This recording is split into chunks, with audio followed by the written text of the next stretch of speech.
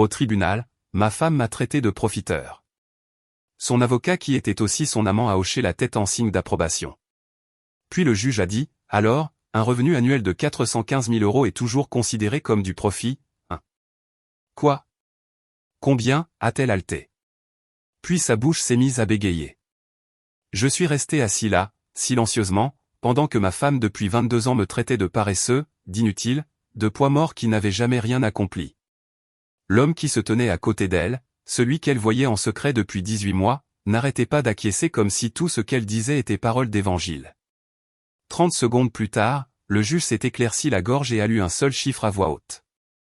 Ma femme est devenue blême comme la cendre, et ses genoux ont tellement fléchi que l'huissier a sursauté. C'est comme ça que tout a commencé. Pas avec des papiers, ni une dispute dans la cuisine, ni une longue et interminable querelle conjugale. Non, ça a commencé avec ma femme depuis 22 ans me traitant de fardeau inutile devant une salle remplie d'inconnus. Je me souviens d'être debout à la table du défendeur, les mains jointes devant moi, écoutant la voix de Mélissa résonner sous les hauts plafonds de la salle d'audience. L'endroit sentait le vieux bois et la cire au citron, typique du palais de justice du département du Rhône, en centre-ville. Les bancs craquaient chaque fois que quelqu'un bougeait, et je pouvais entendre quelques personnes âgées chuchoter derrière moi, attendant probablement leur propre affaire. Mélissa se tenait à côté de son avocat, Bertrand Chevalier, un type de 40 et quelques années, soigné, avec les cheveux gominés et un costume trop cher pour le type de droit qu'il pratiquait. C'était le genre de personne qui parlait toujours comme si chaque mot qu'il prononçait devait être gravé dans la pierre. « Votre honneur » dit Mélissa, forçant sa voix à trembler juste assez pour paraître une victime. J'ai porté ce mariage pendant des années. Henri ne contribue pas. Il ne me soutient pas, ni notre fille. Il ne fait qu'exister. C'est un poids mort, un profiteur. Bertrand a hoché la tête comme s'ils avaient répété la scène devant un miroir, ce qui, avec ce que je sais maintenant, était probablement le cas. Je ne les ai pas regardés. J'ai simplement fixé un point sur l'estrade du juge, en gardant ma respiration régulière. J'ai toujours été du genre silencieux, celui qui laisse les gens s'enfoncer tout seul avant de prendre la peine de répondre. Mais le mot « profiteur » m'a touché plus profondément que je ne l'aurais cru. J'avais entendu des insultes. J'avais géré des tensions. Nous nous étions éloignés pendant des années. Mais jamais, pas une seule fois, elle ne m'avait dit quelque chose comme ça en face. Bertrand s'est avancé. « Votre honneur, ma cliente a enduré une négligence émotionnelle et un abandon financier. Elle a été forcée d'assumer seule les responsabilités du ménage. Alors que M. Lawson contribue très peu, elle demande la garde exclusive, le domicile conjugal et une part raisonnable des biens. » Part raisonnable, il entendait 60%. Et Mélissa a acquiescé comme si de rien n'était. Mon avocat, un homme plus âgé nommé Richard Bernard, qui avait l'air de pratiquer le droit depuis des décennies, m'a donné un léger coup de coude. Doucement, Henri. Laissons les choses se dérouler. Mais je n'étais pas en colère. Pas encore. Juste fatigué. Une fatigue dans les os, dans le dos, ce genre de poids sur les épaules que seul un homme dans la cinquantaine peut vraiment comprendre. Le juge Cunningham a feuilleté les documents, le front plissé. L'homme avait la soixantaine, une moustache grise, l'air sévère mais juste. Il a ajusté ses lunettes, lisant attentivement les documents. Finalement, il s'est éclairci la gorge. « Madame Lawson, maître Chevalier, dit-il lentement. Êtes-vous tous les deux au courant que M. Lawson a déclaré un revenu brut d'environ 415 000 € au cours du dernier exercice fiscal ?» Un silence de mort s'est abattu sur la salle. Mélissa le regarda, clignant des yeux comme si elle n'avait pas bien entendu. « Je suis désolée, murmura-t-elle. « Combien ? 415 000 €, répéta le juge, plus fort cette fois. Et des montants similaires les années précédentes. Le visage de Bertrand est devenu flasque, comme un masque qui tombe.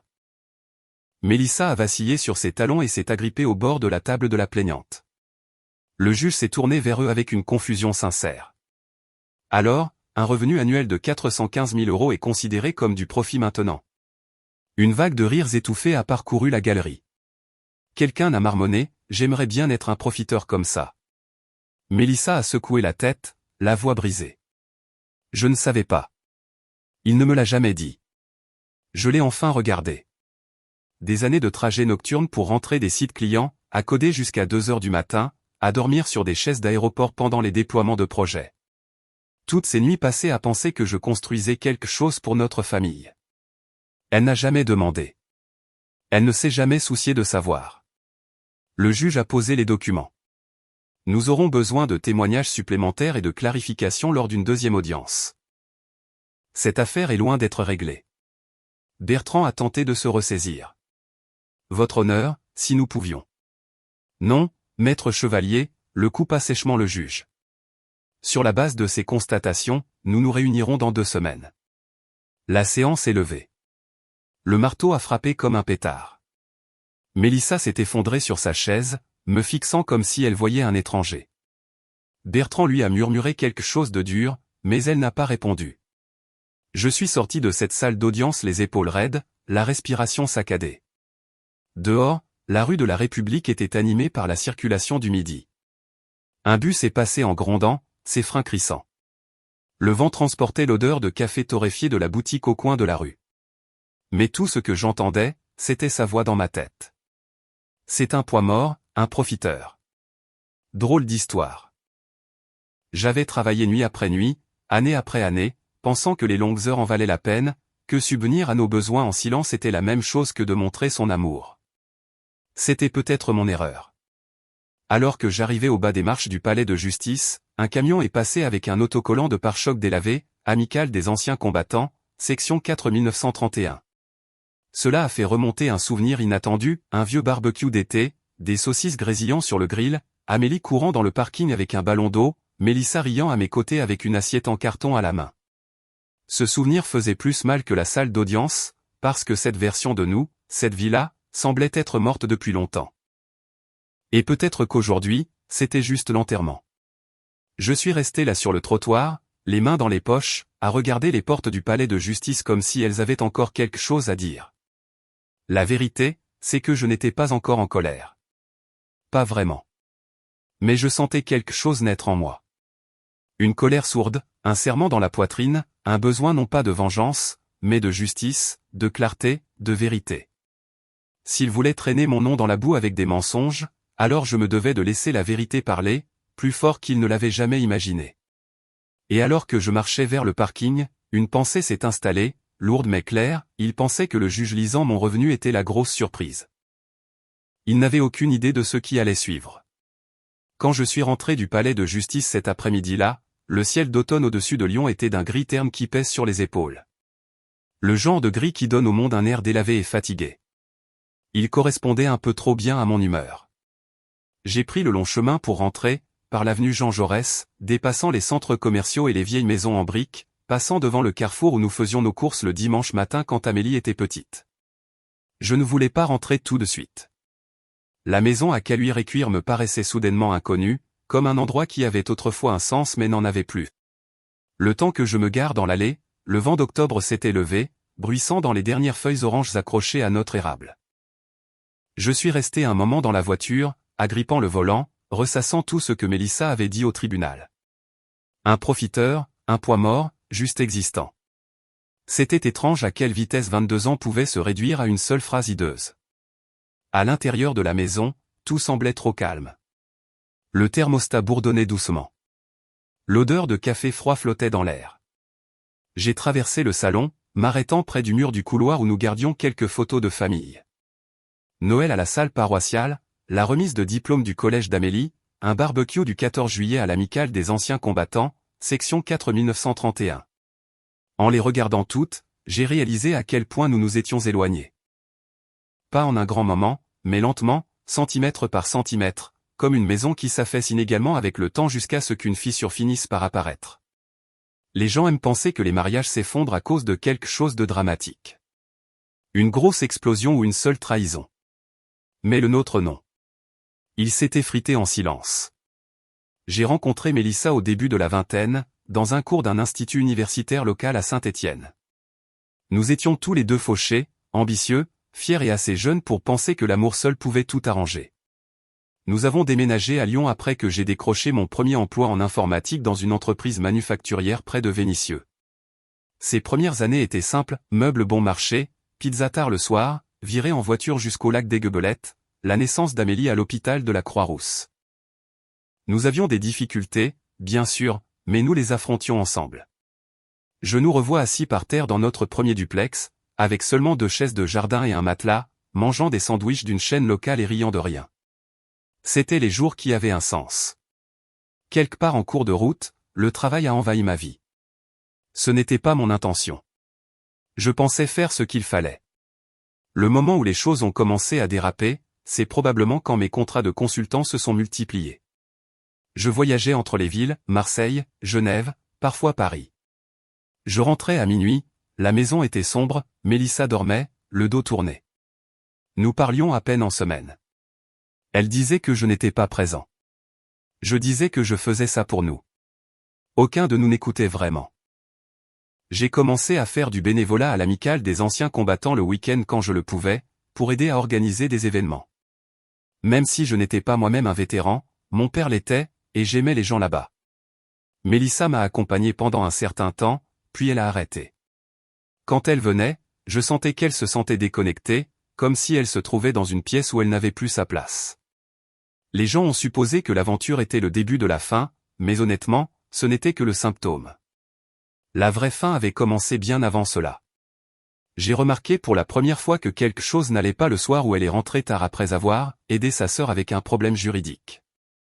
Elle sentait l'eau de Cologne, un truc de luxe que Bertrand porterait. Ses joues étaient rouges. Quand j'ai demandé si tout allait bien, elle m'a aboyé dessus comme si je l'avais accusée d'un crime. Après cela, les excuses se sont multipliées. Travailler tard, voir une amie, aider Bertrand à réviser un contrat pour sa tante, aller à une étude biblique pour femmes qui ne semblaient pas compter beaucoup de femmes. Puis il y a eu les appels téléphoniques qu'elle prenait dans le couloir, le téléphone toujours face contre table, les sourires persistants qu'elle essayait de cacher en tapant des messages. Je ne voulais pas être le mari jaloux. Je ne voulais pas fouiller, mais c'est incroyable à quel point le silence peut parler fort quand un mariage est en train de mourir. La nuit où tout s'est éclairci n'a pas été dramatique. Je ne les ai pas surpris. Pas de néon indiquant la trahison. C'est arrivé dans une station-service, de tous les endroits possibles. Je rentrais d'un projet à Villefranche-sur-Saône. Il était presque 23 heures, et je me suis arrêté pour faire le plein. C'est là que j'ai vu la voiture de Bertrand, sa Lexus argentée si reconnaissable, sortir d'une ruelle voisine derrière un petit logement locatif de courte durée. Mélissa était sur le siège passager, les cheveux en désordre, portant un pull que je n'avais jamais vu auparavant. Ils ne m'ont pas vu. Je ne suis pas rentré chez moi pour la confronter. Je n'ai pas crié. Je n'ai rien jeté. Je suis resté assis dans ma voiture sur le parking de cette station-service, fixant le panneau lumineux à diode électroluminescente qui annonçait 2 sandwichs pour 3 €. Mes mains tremblaient, non pas de colère, mais de quelque chose de plus profond, un mélange de chagrin et d'épuisement. Le genre où l'on se dit, ça ne peut pas être en train d'arriver, même si au fond de soi, on sait que si. Quand je suis rentré, je l'ai trouvé déjà au lit, faisant semblant de dormir. Je suis resté longtemps dans l'embrasure de la porte à la regarder. J'aurais pu tout arrêter cette nuit-là, mais j'étais trop engourdi pour ressentir quoi que ce soit. Alors, j'ai fait ce que je fais toujours, j'ai travaillé, j'ai observé et j'ai écouté. Quelques jours plus tard, je me suis connecté à notre ordinateur portable partagé pour trouver des documents. C'est là qu'un courriel est apparu, un transfert automatique qu'elle avait oublié de désactiver. Il venait de Bertrand. Une fois que nous l'aurons fait passer pour fauché sur le papier, le juge n'aura d'autre choix que de statuer en ta faveur. Mes mains se sont immobilisées. Une froideur m'a parcouru. Pas de la rage, pas encore, mais quelque chose de plus vif. Quelque chose qui me disait que le combat à venir ne concernait pas seulement l'infidélité. Il s'attaquait à ma vie, à mon travail, à mes finances, essayant de réécrire l'histoire d'un homme qui avait passé des décennies à maintenir cette famille à flot. J'ai imprimé le courriel, puis un autre, et encore un autre. La preuve de l'aventure, la preuve de la manipulation, la preuve des mensonges. Je suis resté là, dans la douce lueur de la lampe de bureau, les pages à la main, sentant le dernier fil du mariage se rompre. Mais la vengeance ne m'est pas venue tout de suite. Honnêtement, la première chose que j'ai ressentie, c'est du chagrin. Le chagrin pour la femme que j'avais épousée. Le chagrin pour ce que nous avions été. Le chagrin pour les 22 ans que je pensais avoir signifié quelque chose pour elle. Ce chagrin pesait sur ma poitrine comme une pierre. Puis, slowly, un autre sentiment s'est insinué. Pas de la colère, pas de la haine. Une détermination. Parce que si elle et Bertrand voulaient une guerre fondée sur des mensonges, alors je leur montrerai ce qui se passe quand la vérité est plus forte. Et cette nuit-là, en éteignant la lampe et en montant à l'étage, j'ai pris ma décision. Je n'allais pas crier. Je n'allais pas m'effondrer. J'allais me battre loyalement, silencieusement, précisément, et avec la vérité comme seule arme. Quand le soleil s'est levé le lendemain matin, la maison semblait différente. Pas plus vide, juste plus silencieuse, d'une manière qui me faisait remarquer des sons que j'avais ignorés pendant des années. Le bourdonnement du réfrigérateur, le léger clic du chauffage qui s'allume, le craquement des lattes du couloir. C'est drôle comme le silence devient plus fort quand on connaît une vérité qu'on ne peut plus ignorer. J'ai fait du café de la même manière que d'habitude, cafetière à filtre noir, café moulu de marque distributeur de chez Carrefour. Mais il avait un goût différent. Amer, métallique. C'était peut-être juste moi. C'était peut-être tout. Je me suis assis à la table de la cuisine avec les courriels imprimés étalés devant moi. Certains montraient de l'affection entre Mélissa et Bertrand. D'autres montraient une stratégie, comment me dépeindre comme absent, instable, fauché. Mais les pires ne concernaient pas l'aventure. Ils concernaient les impôts. Je ne suis pas avocat, mais je connais les chiffres. J'ai vu immédiatement qu'une de nos déclarations communes avait été modifiée. Une déduction manquante ici, un revenu déplacé là. Et la signature ce n'était pas la mienne. Bertrand devait avoir déposé quelque chose en notre nom avec la bénédiction de Mélissa. Ils ne m'avaient pas seulement trahi émotionnellement. Ils avaient franchi la ligne du territoire fédéral. J'ai senti mon pouls dans ma gorge en fixant les papiers. Une version plus jeune de moi aurait fait irruption dans la chambre, jeté les documents sur le lit et exigé des réponses. Mais l'homme que j'étais à 54 ans se sentait juste fatigué. Et cette fatigue est exactement ce qui m'a permis de rester assez calme pour réfléchir clairement. S'ils voulaient me faire passer pour un profiteur, ils devaient détruire ma crédibilité financière. Et s'ils avaient falsifié des informations fiscales pour le faire, c'était quelque chose que je pouvais utiliser. Mais dès que cette pensée s'est formée, la culpabilité a suivi. Étais-je vraiment sur le point de faire exploser la vie de la femme que j'avais autrefois aimée? La mère de ma fille? La vengeance en valait-elle la peine? Puis j'ai pensé à Amélie, sa voix douce me disant le mois dernier, « Papa, tu n'es presque plus jamais à la maison. Maman dit que tu ne t'en soucies pas, Mélissa empoisonnait le puits depuis longtemps. » Soudain, la culpabilité ne me semblait plus si lourde. Pourtant, avant de faire quoi que ce soit, j'avais besoin de clarté, de quelqu'un pour me dire si ce que je soupçonnais était réel ou juste le produit d'un cœur brisé. Alors, j'ai pris la pile de documents et je suis allé dans un petit cabinet d'expertise comptable près de la place de la Croix-Rousse. Mon copain Thomas Janssen y travaillait. Nous n'étions pas proches, mais il était honnête, stable, le genre de gars qui redresse vos chiffres sans juger votre chaos. Je suis entré dans son bureau sans prévenir. Il a haussé les sourcils en voyant la liasse dans ma main. « Ça sent les ennuis, dit-il. »« Tu n'as pas idée, ai-je répondu. Je me suis assis en face de lui pendant qu'il parcourait les papiers. Il n'était pas pressé. Thomas n'était jamais pressé. Il a tapoté son stylo plusieurs fois, a plissé les yeux et a marmonné dans sa barbe. Finalement, il a tout posé. « Henri, dit-il en me regardant droit dans les yeux. Ce n'est pas de la comptabilité négligente. C'est intentionnel. » Ma gorge s'est asséchée. Intentionnel? Comment? Ils ont déplacé des revenus, omis des formulaires, ajusté des déductions, et à moins que tu n'aies signé une version que je ne vois pas, quelqu'un a imité ta signature. J'ai senti une chaleur monter dans mon cou. Pas de la colère, juste la prise de conscience que tout ce que j'avais maintenu ensemble était maintenant officiellement brisé. Thomas a continué, tu as besoin d'un avocat. Pas un avocat doux, un vrai. J'ai hoché la tête, j'ai remis les papiers dans le dossier et je suis sorti dans le parking froid. Le vent me piquait le visage, mais ça aidait. Ça m'a fait me sentir à nouveau éveillé, vivant. Assis dans mon camion, je me suis souvenu de la friture de poisson de l'Amicale. Le mois précédent, un marine à la retraite, Jacques Collin, m'avait dit quelque chose que j'avais ignoré à l'époque. Quand quelqu'un porte atteinte à ton honneur, gamin, ne riposte pas, contente-toi de t'écarter et de laisser son propre coup lui briser la main. À l'époque, j'en avais ri, mais maintenant, cela ressemblait à une prophétie. J'ai décidé de rendre visite à Jacques. Il vivait dans une petite maison de plein pied près du parc de la Tête d'Or. L'homme approchait des 70 ans mais était toujours aussi vif qu'un rasoir. Il a ouvert la porte et a dit « Tu as une sale tête, Henri. Entre. » Je lui ai tendu le dossier. Il a mis ses lunettes de lecture et s'est assis à sa table de cuisine avec une tasse fumante de thé noir. Il n'a pas interrompu, n'a pas réagi, il a juste tout lu. Quand il a fini, il a repoussé les papiers vers moi.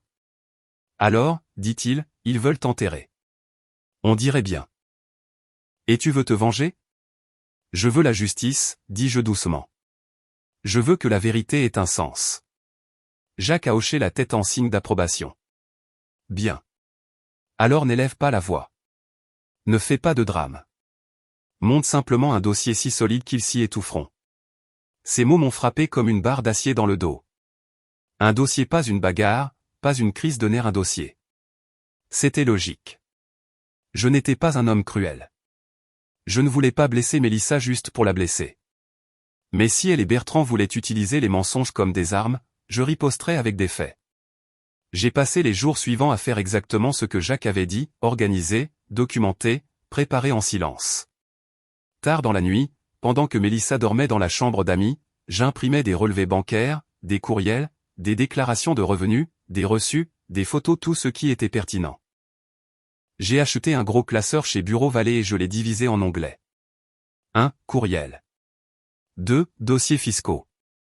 3. Journaux de voyage. 4. Historique des appels.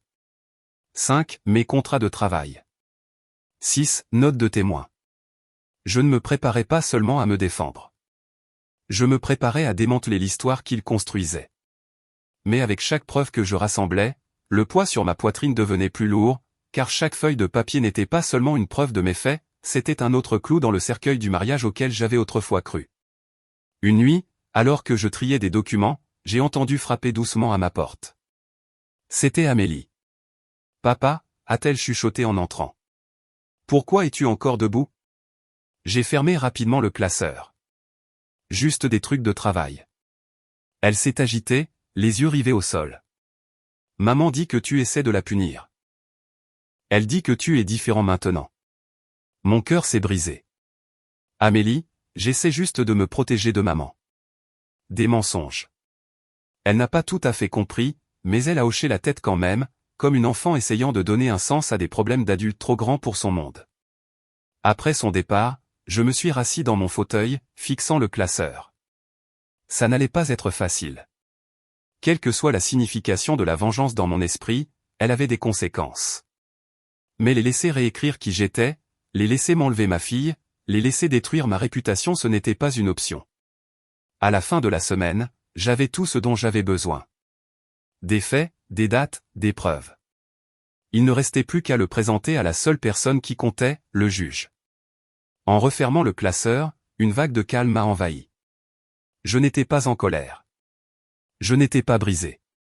Je n'étais pas perdu. J'étais prêt. Et la vérité, une fois qu'elle entrerait dans cette salle d'audience, allait être plus forte que tous les mensonges qu'ils avaient racontés. 2 semaines plus tard, lorsque je suis retourné au palais de justice du département du Rhône, je me sentais étrangement calme. Pas triomphant, pas vengeur, juste stable, comme un homme qui avait enfin cessé de s'excuser de respirer. Le couloir sentait le vieux papier et le café brûlé du petit kiosque au premier étage. L'ascenseur a sonné avec ce son fatigué et creux qu'il a depuis des décennies. Une petite file de personnes attendait devant la salle d'audience 3B, des couples plus âgés serrant des papiers de divorce, un homme en salopette se disputant avec une femme pour une histoire de propriété, un adolescent affalé sur une chaise jouant avec un téléphone à l'écran fissuré. La vraie vie brute, sans glamour, indubitablement française. Quand je suis entré dans la salle d'audience, Mélissa était déjà assise à la table de la plaignante. Elle avait l'air épuisée, les cheveux trop soigneusement bouclés, le maquillage couvrant des yeux gonflés. Pas la femme confiante qui m'avait traité de profiteur 2 semaines plus tôt. Bertrand était assis à côté d'elle, tapotant nerveusement son stylo. Son costume n'était pas aussi impeccable aujourd'hui. Sa cravate n'était pas parfaitement droite. Sa confiance semblait s'être égarée quelque part entre sa voiture et la porte du palais de justice. Mon avocat, Richard Bernard, m'a fait un signe de tête. Prêt ? Aussi prêt que je ne le serai jamais. Il a jeté un coup d'œil au gros classeur dans ma main. Une fois que nous aurons commencé, il n'y aura pas de retour en arrière. Je sais. Le juge est entré, sa robe noire ondulant légèrement alors qu'il s'installait dans le fauteuil à haut dossier. Procédons, a-t-il dit. Bertrand s'est levé et s'est lancé dans sa déclaration liminaire, mais son ton suffisant habituel avait disparu. Votre honneur, nous maintenons que M. Lawson a été instable, absent financièrement. Le juge Cunningham a levé la main. Maître Chevalier, avant que vous ne continuiez, je souhaite aborder la question des documents financiers soumis lors de la dernière session. Bertrand a dégluti. Oui, votre honneur. Vous prétendez que M. Lawson a très peu contribué au patrimoine conjugal. Pourtant, les dossiers montrent des revenus substantiels, significativement plus élevés que ce qui a été initialement présenté. Bertrand a forcé un sourire. Eh bien, votre honneur, nous avons peut-être négligé. Négligé ? Le juge a plissé les yeux. Le revenu de M. Lawson dépassait les 370 000 euros. Je ne considère pas que ce soit quelque chose que l'on néglige simplement. Mélissa s'est agitée, mal à l'aise. Bertrand a tiré sur sa cravate. Richard s'est levé calmement. Votre honneur, s'il plaît à la Cour, le défendeur souhaiterait présenter des preuves supplémentaires concernant ces divergences. Le juge a hoché la tête. Procédez. J'ai ouvert le classeur. Pendant un instant, le seul son fut le léger craquement des anneaux qui s'ouvraient. Page après page courriel, documents fiscaux, capture d'écran, tout était soigneusement organisé. Richard a commencé, votre honneur, la pièce à conviction a été une série de courriels entre Madame Lawson et son avocat, Maître Chevalier, discutant d'un effort coordonné pour dépeindre mon client comme financièrement négligent. La main de Mélissa a volé à sa bouche. Attendez, Richard, vous ne pouvez pas. Ces courriels étaient personnels. Ils ont été envoyés depuis votre ordinateur portable partagé, a dit Richard d'un ton égal. À votre avocat, pendant une procédure judiciaire en cours. Le visage du juge s'est durci. Richard a continué, tournant chaque onglet délibérément. Pièce à conviction B, des formulaires fiscaux modifiés. Pièce à conviction C, des messages montrant Bertrand conseillant à Mélissa comment me dépeindre afin d'influencer la décision sur la garde. Pièce à conviction D, des horodatages GPS montrant Mélissa visitant un logement locatif de courte durée derrière le carrefour les soirs où elle prétendait aider sa famille. Pièce à conviction E, des photos de Mélissa et Bertrand ensemble, envoyées accidentellement sur notre compte de stockage en ligne partagé. Le visage de Mélissa est devenu exsangue. Bertrand avait l'air d'un homme réalisant qu'il était tombé dans un piège qu'il avait lui-même construit. Finalement, Richard a fermé le classeur. Votre honneur, nous soumettons ces documents comme preuve à la fois d'une liaison non divulguée et d'une tentative de manipulation financière, y compris la falsification de documents fédéraux. Le juge s'est penché en avant, lentement, délibérément. Maître Chevalier, dit-il, vous êtes un officier de cette cour. Niez-vous votre implication dans la préparation ou la modification de ces formulaires fiscaux? Les lèvres de Bertrand ont bougé, mais aucun son n'en est sorti. Maître Chevalier, répéta le juge, répondez à la question. J'ai peut-être assisté, balbutia Bertrand, mais c'était. Quoi, lança le juge. Éthique? Légal? Une procédure correcte? Bertrand s'est affalé sur son siège. Mélissa s'est mise à pleurer. Pas des sanglots dramatiques, mais le genre de pleurs creux et brisés qui viennent quand on réalise qu'un mensonge est à court d'options. La salle d'audience a chuchoté comme une vague se propageant à travers les bancs. Le juge Cunningham a posé ses lunettes. Je vais référer cette affaire au barreau de Lyon pour examen, et possiblement au fisc. Bertrand avait l'air de quelqu'un à qui on avait éteint toutes les lumières intérieures. Le juge a continué, s'adressant maintenant à Mélissa. Quant à vous, Madame Lawson, ces preuves nuisent considérablement à votre crédibilité. Tenter de déformer des informations financières n'est pas pris à la légère dans cette cour. La voix de Mélissa s'est brisée. Je ne voulais pas. Bertrand a dit que nous devions le faire. Henri, s'il te plaît. Mais je ne pouvais pas la sauver. Pas de ça. Pas des choix qu'elle avait fait bien avant que nous n'entrions dans ce bâtiment. Le juge s'est de nouveau tourné vers nous. Maintenant, concernant ce divorce. Il a statué rapidement. Tous mes biens prénuptiaux restaient miens. Mélissa n'obtiendrait pas le domicile conjugal. La garde serait à 50-50, sans privilèges spéciaux. Mélissa couvrirait ses propres frais de justice. La conduite de Bertrand ferait l'objet d'une enquête formelle. Ce n'était pas de la vengeance. C'était la justice. Propre, silencieuse, indéniable. Lorsque le juge a levé la séance, les gens se sont levés pour partir. Certains secouaient la tête, d'autres chuchotaient. Quelques hommes plus âgés au fond m'ont fait un signe de tête subtil, la façon dont les hommes d'un certain âge communiquent le respect sans mots. Alors que je me dirigeais vers la sortie, Bertrand s'est mis devant moi. Son visage était pâle et luisant de sueur. « Tu crois que tu as gagné, Lawson » a-t-il sifflé, la voix tremblante. « Tu crois que c'est fini ?» Je l'ai étudié un long moment. Sans haine, ni même colère, juste avec clarté. « Non » ai-je dit doucement. « Je pense que c'est le premier jour honnête que tu as depuis longtemps. » Mélissa se tenait derrière lui, les yeux rouges, les mains tremblantes. Pendant une seconde, elle a ressemblé à la femme que j'avais épousée, jeune, pleine d'espoir, pleine de vie. Le souvenir faisait plus mal que tout ce qu'elle avait fait. Je suis passé devant eux deux, poussant les lourdes portes en bois.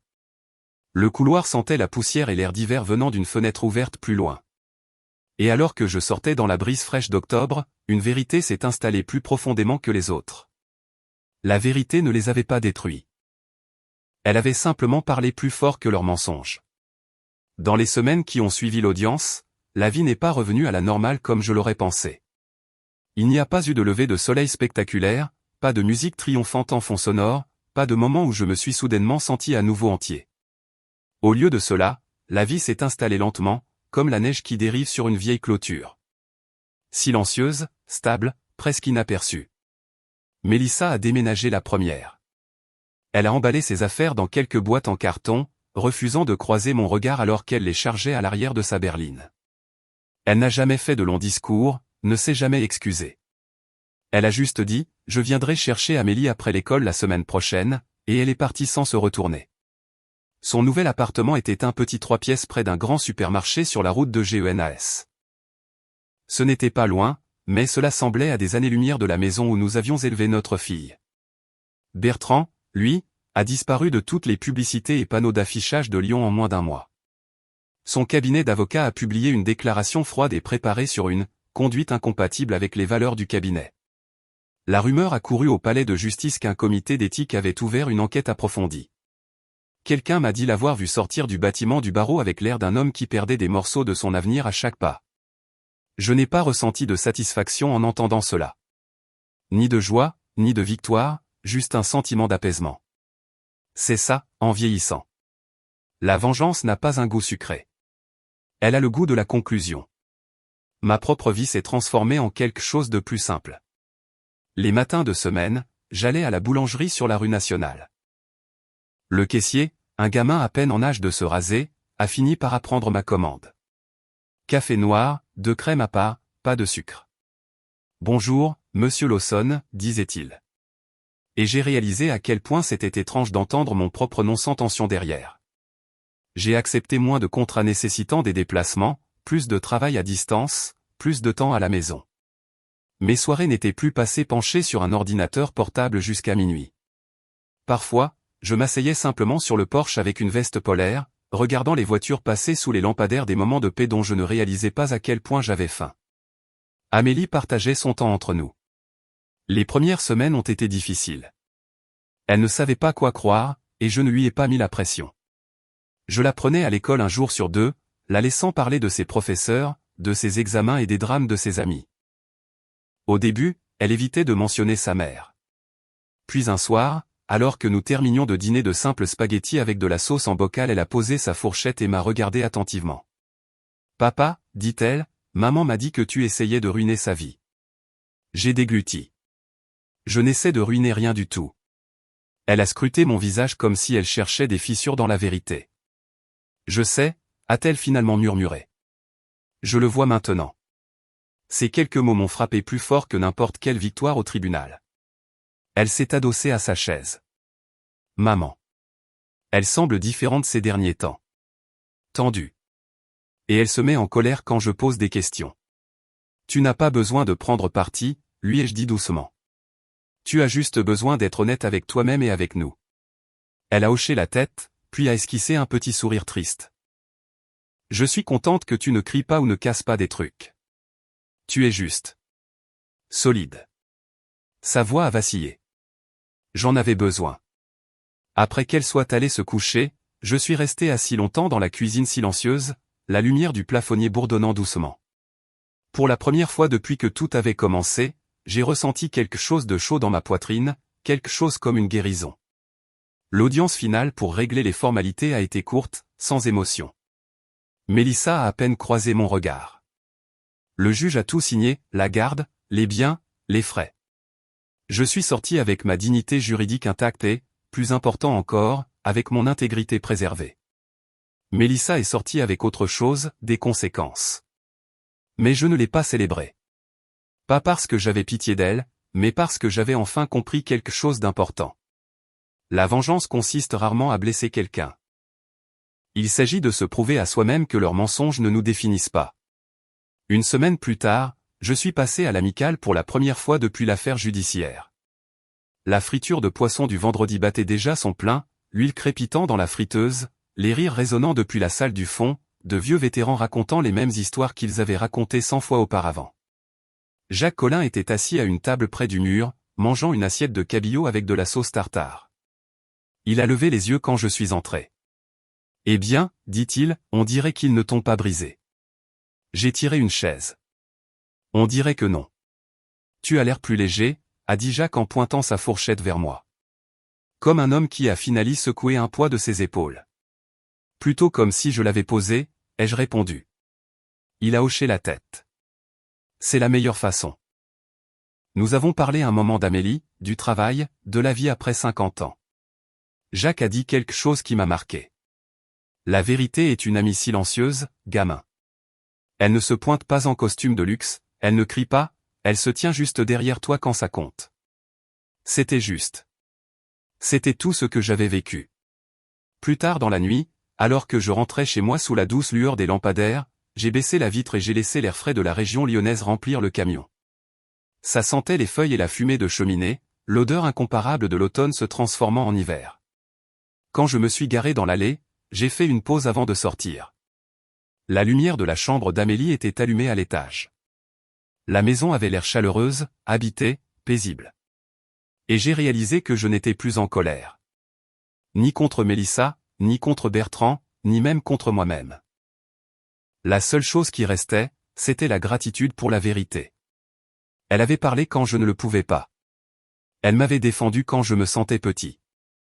Elle s'était tenue droite quand les mensonges tentaient de voler mon nom. Et c'est ce que je veux que les gens comprennent à propos de la vengeance. La vraie vengeance, pas celle qu'on voit dans les films. Ce n'est pas le feu. Ce ne sont pas les cris. Ce n'est pas le chaos. C'est la clarté. C'est tenir sa position sans s'abaisser. C'est laisser la vérité entrer la première dans la pièce. Et si vous écoutez encore, peut-être tard dans la nuit ou pendant un trajet matinal tranquille, laissez-moi vous dire ceci. Si vous avez déjà été sous-estimé, si l'on vous a menti, ou si l'on vous a acculé comme moi, souvenez-vous, vous n'avez pas besoin de rage pour vous défendre. Vous n'avez pas besoin de détruire qui que ce soit pour gagner. Laissez simplement la vérité parler assez fort pour que vous n'ayez pas à le faire. Et si des histoires comme celle-ci vous aident à vous sentir un peu moins seul, si elles vous rappellent votre propre force, n'hésitez pas à vous abonner, à partager ou à en parler à un ami qui pourrait avoir besoin de l'entendre. Et si vous avez déjà été à ma place, auriez-vous dénoncé l'avocat, vous aussi? J'aimerais entendre votre histoire.